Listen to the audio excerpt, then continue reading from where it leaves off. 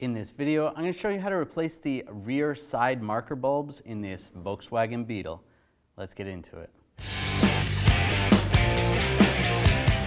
On this rear side marker light with a trim tool, you want to come to the front of it, the part that's closest to the wheel.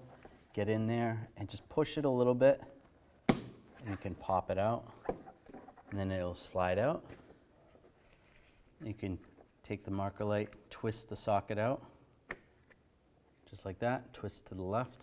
To replace the bulb, just grab the bulb, pull it straight out. This is a 194 bulb.